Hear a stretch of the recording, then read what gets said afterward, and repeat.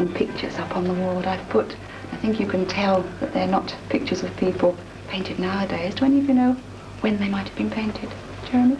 16th century. That's right. Because this term we're going to have a look at the Tudors, at Henry and his wife, and most particularly at his children and his grandchildren. What they looked like, what they wore, what it might have been like to live in those days. You see, Henry and his family were very colourful and powerful rulers over England and Wales for over 100 years. How do you think we might find out what they looked like?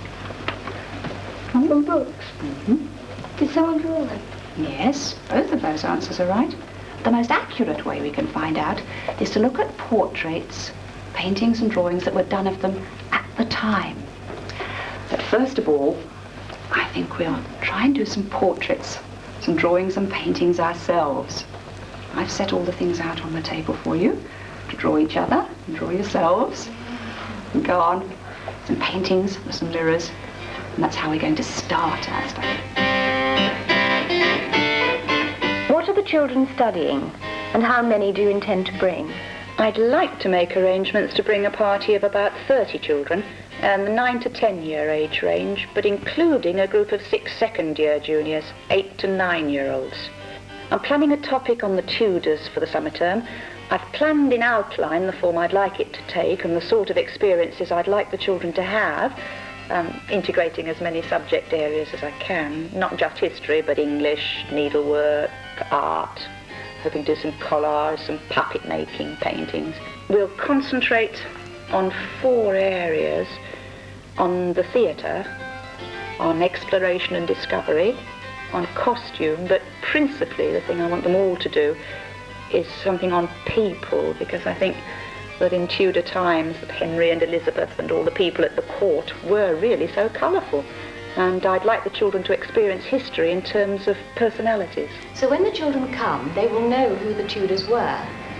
We don't expect any prior knowledge of the portraits, and we don't want the children to feel that it matters if they can't remember everything that they have learnt at school.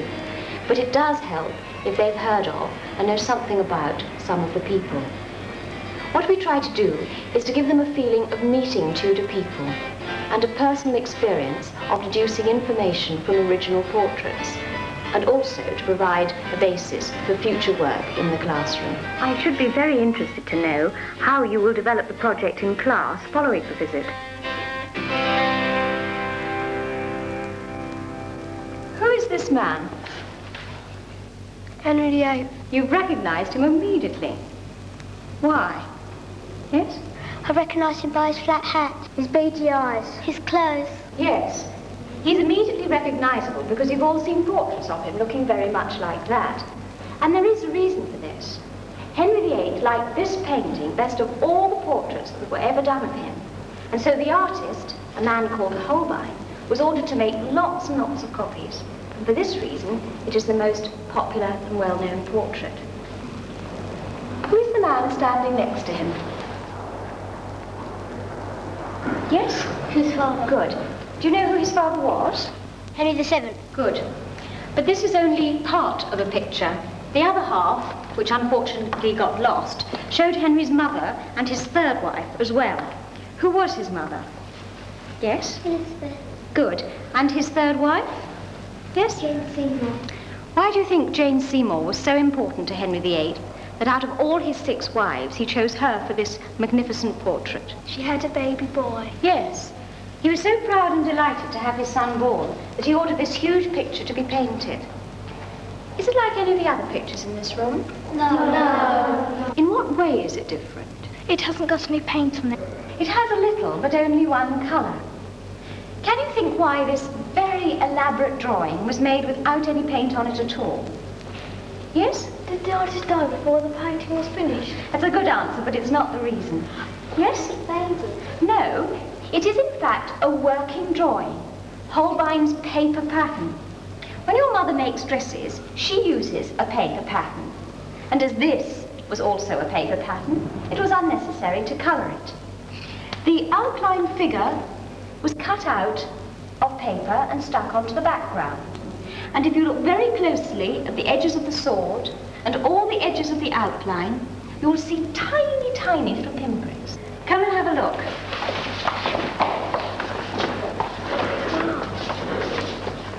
Can you see the lines of pinpricks? Yes. These are to trace the outline onto the wall. Right, now go back where you were.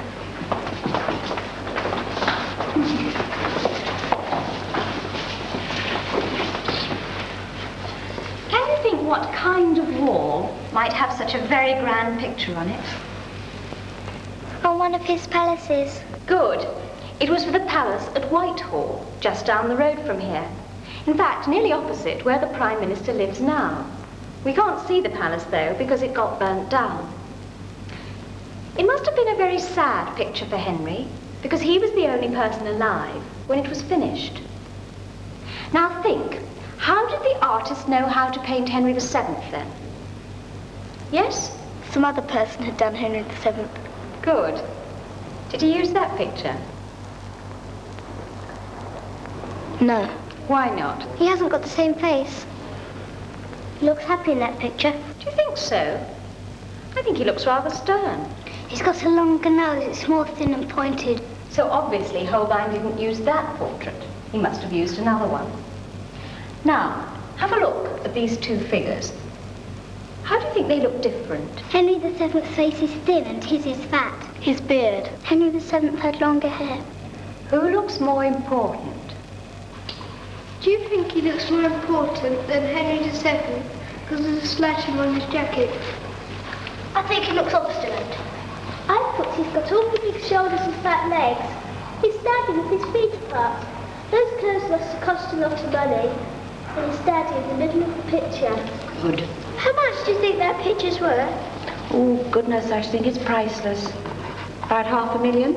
Does that include the glass? We tried out one of the techniques of the time. We've got a small group of children who are quite good at drawing. They copied the portrait and cut it out. And then the other children drew backgrounds, which the other children then traced round the portrait to produce their own individual ones and used that as a pattern for making further ones. So in fact, they used Holbein's technique. Yes, yes.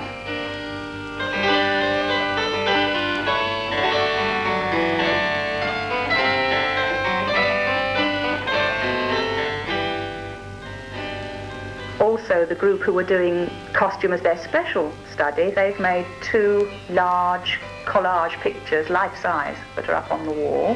Who are they of? Well, just an Elizabethan lady and gentleman in a typical costume of the period. She's nearly ready to go on the wall now, isn't she? When we've done her hair and pearls. And you could see enough of the detail?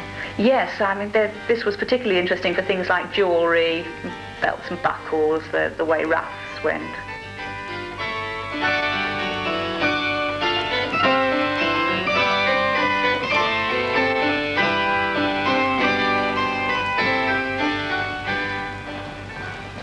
Which one are you doing now?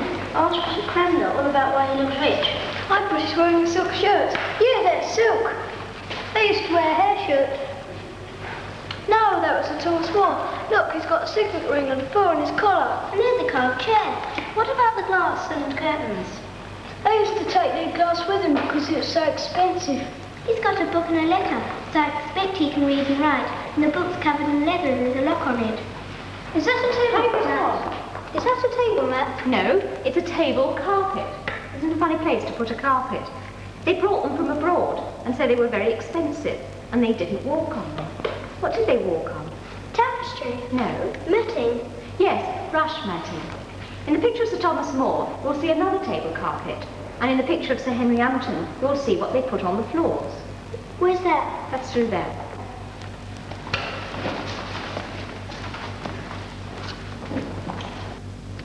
You know who this is, then? Mary Tudor. That's right. Now, I want you to look at her face very carefully and think to yourself what sort of a person she was. Think, would I like to have met her? Would I have liked her? She looks very stern, doesn't she? Doesn't look as though she had much fun. Do you think Elizabeth had much fun? Well, she liked young men and dancing, didn't she? Why are these pictures so dark? Well, the rooms were very dark. They had panelling, like in here, but no electric light, only candles. Can you see in the picture any clue to show that Mary was religious? She's wearing dark clothes. Mm-hmm. She's got a cross on her jewel. Is that the one that Philip gave her? Who's Philip, then? Her husband. He said the Armada. Ah, now, is there a picture in here that you've seen that could refer to that? The big picture of Elizabeth in there, and she's standing on the map. Uh-huh, good. Was this Mary called Bloody Mary? Yes. She had a lot of people executed during her reign. Elizabeth didn't do anything like that, did she? Well, we'll look that one up when we get back to school.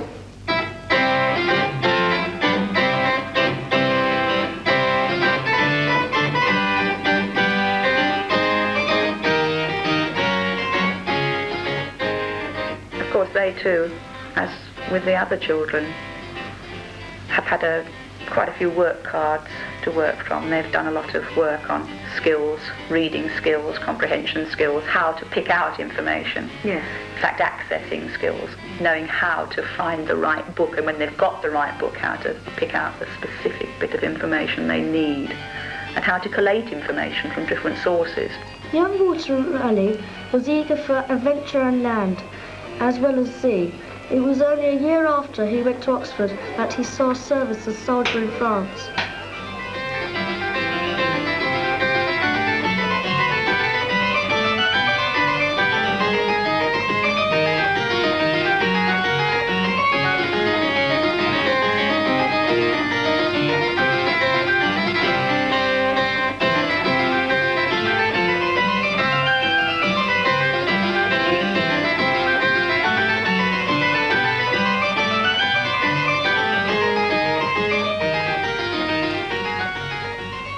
They've each made individual project folders with work that all of them are covered, and then work on the thing that particularly interested them, that they chose to study further in more detail.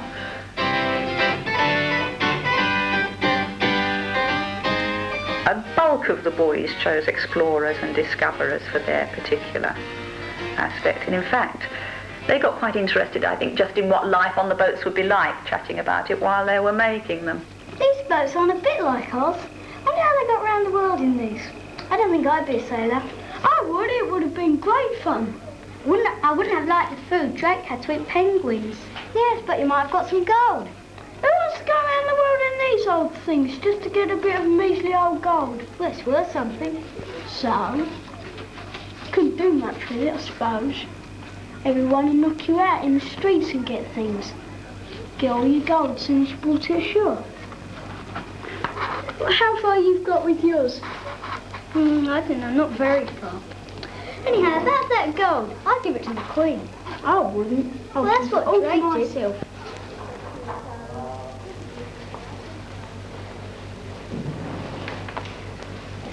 Which one is Sir Thomas More? The one with gold chain. He got his head chopped off.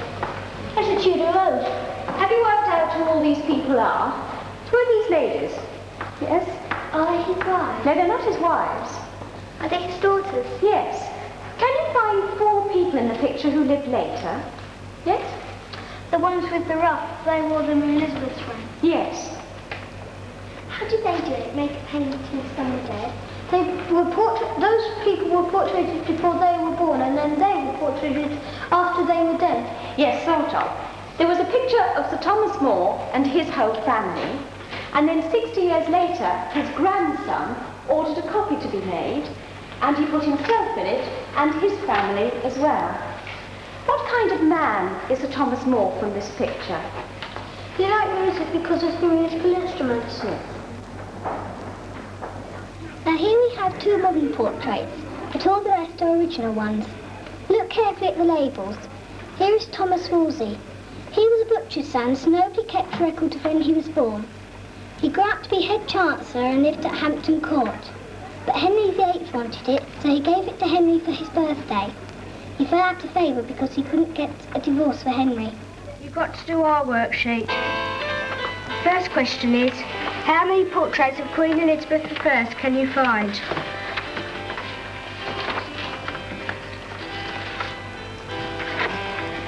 These are the portraits, they're all in the family. This is Henry VIII and his daughter Elizabeth. Henry VIII had a father who was Henry VII. They were both kings, and Henry VIII had 6 wives. What's yours supposed to be? William Shakespeare. Sure. Francis Drake. Mine's meant to be We had several groups. The costume, as I say, not only did the collages and the wall collage, they also were responsible for making costume dolls. And we made a wire frame, which they built up with material and padding to a doll which would bend and move. Your stuffing might come out. I don't think it will, because I'm going to find it tightly. I want some material for an Elizabethan lady. Is there any velvet?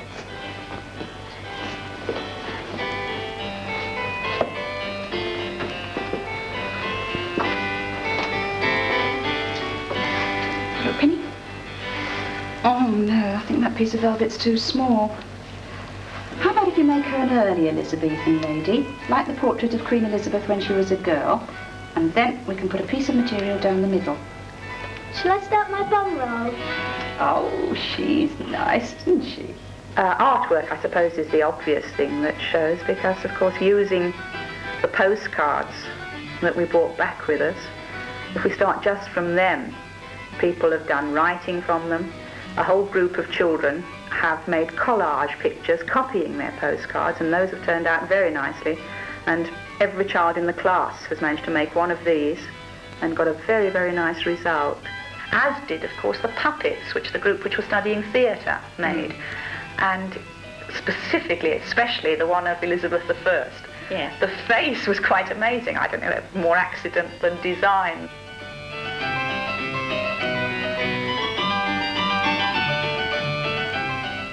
Who do you think this one is? Sir Francis Drake. Looks a bit too much like an angel.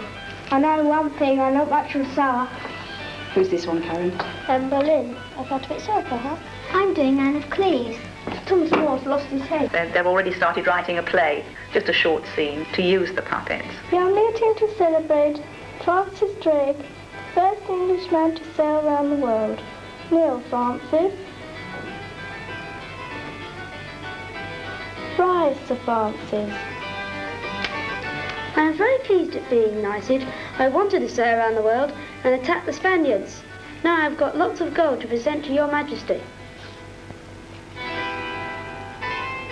Right at the very beginning was our class's turn to do an assembly, and we chose to do a version of This Is Your Life, and we did This Is Your Life, William Shakespeare, and in with that we did a couple of speeches from Shakespeare's plays, and I thought that possibly the Pyramus and Thisbe scene would be quite possible for children their age. Before we begin our assembly this morning, there's a certain boy that I want to see. William Shakespeare, come out here. Well, William Shakespeare, this is your life.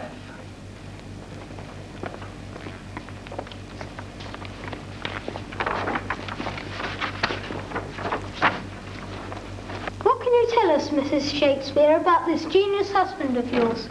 He's a good husband and he's had 3 fine children. But of course, being married to a famous playwright is not easy. William had to be away a lot in London. But of course, he bought me a fine modern house, new place in the middle of Stratford. Yes, you left Stratford under a cloud and went to London. Jobs weren't easy and you earned a few coppers holding horses' heads outside the Globe Theatre. Eventually, after being an actor in the company, you became the most popular playwright in London.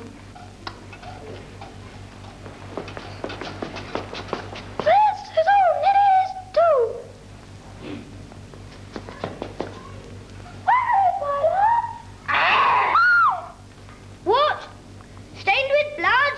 Come, tears, come round. Out, out, out. I know. Out, sword and wound. The Papa Pyramus. Aye, that left pap, where heart does hop. Thus die I. Thus. Now I am dead. Now I am fled. My soul is in the sky. Tongue lose thy light. Moon take thy flight. Now die, die, die. Well, those are some of my friends. Henry Condell, Augustus Philip,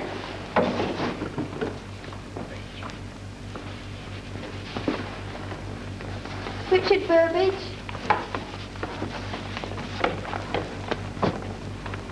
Yes, William, you are some of my finest parts. King Lear, Othello, and Macbeth. You could write some fine comedies as well. I'm very grateful.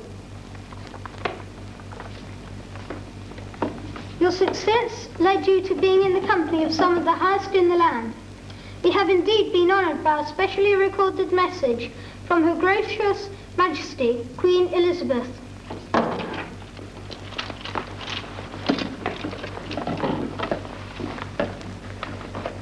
William Shakespeare, you have done really well. We thank you and wish you good luck.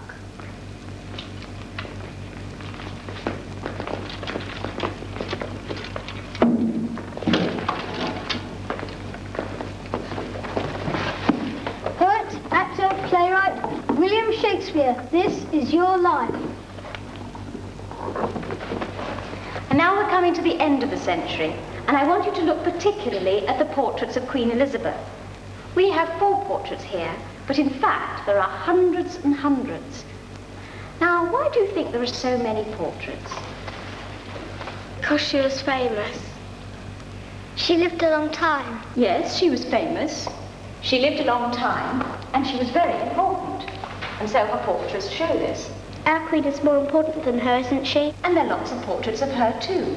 But we don't find painted portraits so important now, because we have films and photographs. Our queen is not as important as her. She could have people's heads chopped off, and ours can't.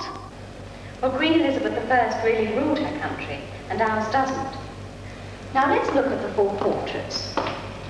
This one was painted when she was 25, this one when she was about 40, this one when she was about 43, and this one when she was about 60. Let's look at this one in particular. She looks quite young. They've done it rather well. You can't see any wrinkles. She hasn't any grey hair. Why not? She wore a wig. Yes. Unfortunately, when she was about 30, she got smallpox and lost a lot of her red hair. So she had to start wearing a wig.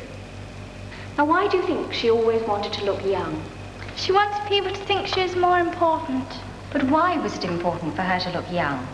She wanted to keep control. Yes. She wanted to look as if she was capable of keeping control. And she was very vain. How do you think she managed to look young? She wore makeup. Yes. She put on thick white makeup made of dangerous things like white lead. It was like squeezing toothpaste on your face, which of course would dry out and last several hours. Did she take it off before she went to bed? Yes, or her maids did. It was an elaborate process getting her dressed and undressed. Just look at her dress. Yes. There's an awful lot of jewellery. Yes. Have you noticed the background to this picture? On one side it's stormy, on the other it's sunny. What does that mean? She's left her troubles behind her. She's looking for a peaceful time. Both of these. What is she standing on? A map. Of what? England. It means she controls England. She controls the world. Well, not perhaps the world. If she's got her troubles behind her, what might they be? The Spanish Armada. That's right. It may refer to that, but it might also refer to her temper. So important and powerful was she, that if she was angry, it was as though a storm was raging over England. But when she was pleased and happy, it was as though the sun was shining. Anyway, whatever the real meaning, we certainly know that this picture shows how important and powerful she was. Do you think she's got enough white on her face? Shall I put some more on? The Tudors didn't look very healthy, but at least this hasn't got any white lead in it. What does white lead do to your face? It's very poisonous and it can damage your skin. Right, come on. You ready, Elizabeth? This is great. Now remember, you're looking out from the portrait. So stiff and so peaceful, so calm and so quiet. Once Queen of all England is right before me. No sign of a movement, not even a blink, though she seems to be staring right into my face. I wonder what she's thinking. She's saying to herself, "What an odd girl. Her dress is so short, no jewels as she, no beautiful rubies and diamonds like mine. For I am the queen and she but a girl. But in a strange way she has much more than me, for she has her freedom and I am not free.